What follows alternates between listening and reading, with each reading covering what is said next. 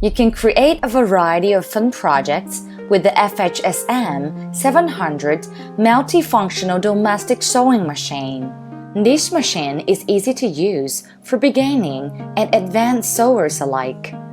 Its features include sewing sleeves, automatic thread rewind, sewing buttonhole and nailing buttons, overlock and more stitches to make your sewing more colorful. It comes with a built-in sewing light and adjustable high and low speed. You can change the presser foot to sew different fabrics and crafts.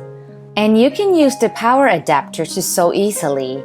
Features such as forward and reverse sewing, overlock, a built-in thread cutter, and a variable speed foot pedal will make your sewing more fun and convenient than ever. Now, let's look at the parts of the machine. There's the take-up lever, upper thread tension dial, needle clamp and screw, bottom bobbin, pattern selection dial, hand wheel, reverse lever, power and speed switch, thread cutter, the light and the button to turn it on, drawer, bobbin winder pin, bobbin winder stop, foot pedal input, AC, DC, power input, bobbin winder tension disc, presser foot lifter, presser foot. Now that we know all the parts, we can get ready to sew. Before you use the machine, make sure the power stitch is in the off position to avoid accidentally turning the machine on. Using the adapter and foot pedal. First, connect the plug into 220V or 110V power supply and connect the adapter jack to the DC input socket. Then you can start to sew. Connect the foot pedal by inserting the jack into the foot pedal input socket. Then you can use the foot pedal to turn on the machine instead of using the hand switch, so it's easy and convenient.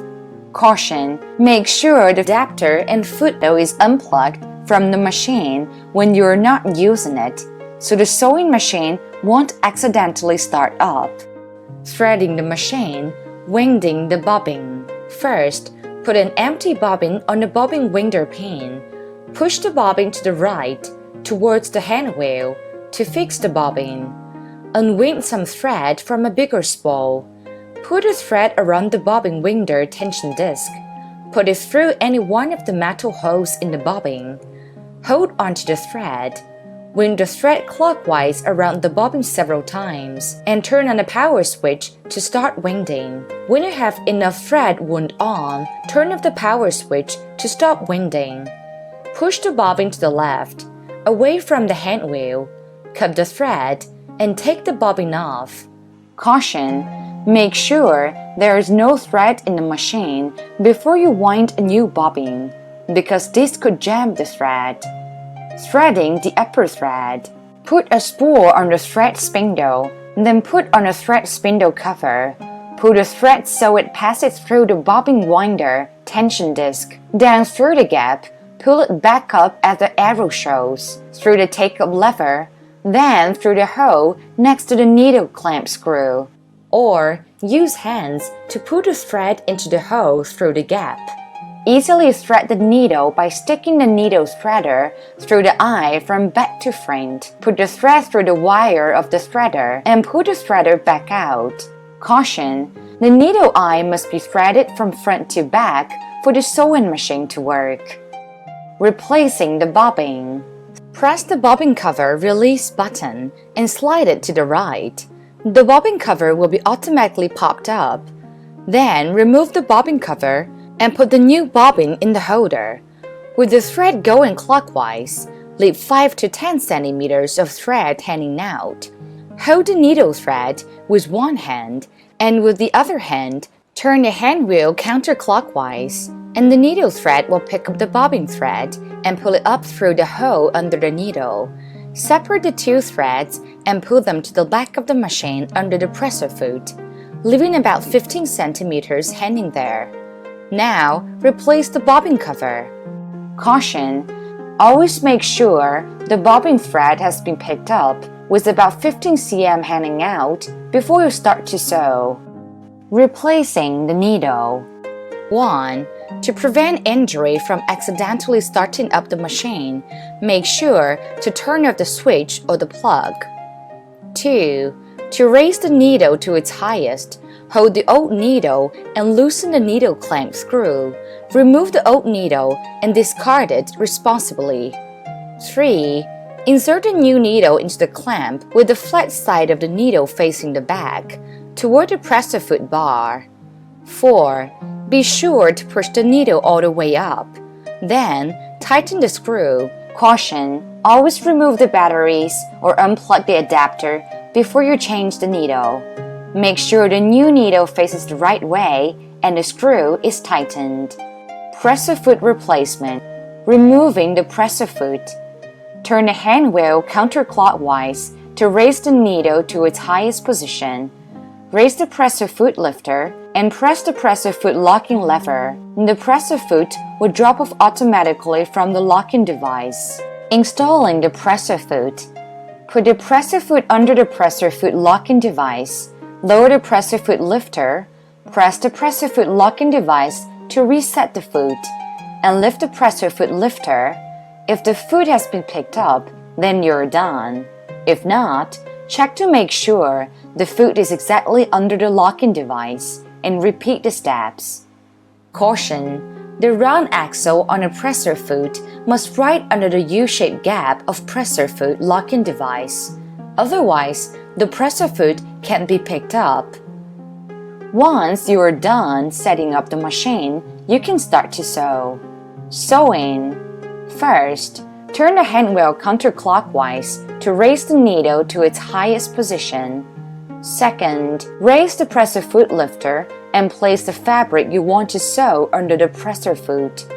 Third, lower the presser foot. Fourth, turn the handwheel counterclockwise several times to make sure there is no jamming in the stitches. Fifth, slide the power switch to the low or high speed position and the machine will automatically start sewing. We recommend the low speed for beginners. 6. Choosing stitches. Turn off the switch. Raise the needle to its highest position. Turn the pattern selection dial to set a number to the position of the arrow. The number you choose is corresponding to the stitch beside. Here, I randomly choose 2, 5, 8, 10, 12 to demonstrate. Caution: when you want to change stitch type, stop sewing and turn the handwheel to raise the needle all the way up so it doesn't get bent. 7. To sew backwards. Press and hold down the reverse lever while you're sewing. Caution: you should only use reverse sewing on straight stitches. This is useful for reinforcing the seam. 8. When you are finished sewing, turn off the switch, unplug the adapter, turn the handwheel to raise the needle all the way up. Lift the presser foot, and then gently remove the fabric from the sewing machine, and cut the thread with the thread cutter. Caution: if it's difficult to remove the fabric, turn the handwheel to raise the needle bar to the highest position and gently pull the fabric out. Now, let's see the another function of this machine. Sewing sleeves. To remove the drawer, position the garment over the sewing arm, then start to sew. Manual buttonhole. 1. Put cloth under presser foot and press down the presser foot on the cloth where you need to sew buttonhole. Then choose the 13th stitch, turn on a switch, and sew 5 to 6 stitch in low speed. Then turn off stitch. 2. Choose the 14th stitch, turn on switch, and sew on the cloth in suitable length. Then turn off switch.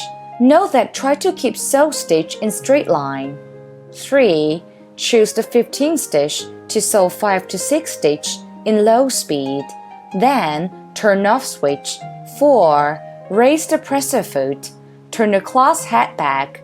Set the needle to the right position on the cloth. Then press down the presser foot. Choose 16th stitch. Turn on a switch and sew to bottom hole is over-sewed fully. Then, stop sewing. Nailing button. Change the presser foot to nail without presser foot. Put the cloth under presser foot. Put the button on the cloth where you need to nail the button. Move the cloth with button under presser foot. Check if they are under the right position. Then press down the presser foot. Choose the stitch based on the distance between the hole of the button. You can choose 13 stitch or 5 or 6 stitch. Turn the hand wheel slowly, adjusting the position of the hole while the needle swinging around, and check if the stitch you choose is appropriate. Then turn on switch, sew 4 to 5 stitch in low speed. Then turn off switch after done. If you want to nail cross line or double line, doing the steps as above. Caution! Before nailing button, you must use hand to turn the hand wheel slowly and make sure the needle will only stab into the button hole while swinging around in case of breaking the needle. You must choose the right stitch to nail based on the distance between the hole of button, because nailing on the side of button will break the needle. Important safety instructions. 1. Always disconnect from the power supply when changing the needle. 2. Children should only use the appliance with adult supervision. 3. Never run the machine when there is thread in the needle, but no fabric on the machine. This could damage the machine. 4. Don't use the machine outdoors. 5. Whenever the sewing machine is not in use, make sure it is switched off and unplugged from the power supply. 6. Keep the machine in a dry and ventilated place. 7. This machine is not a toy. 8. Don't disassemble the machine unless you are a professional. 9. Turn off switch and unplug the adapter when you are not using the machine.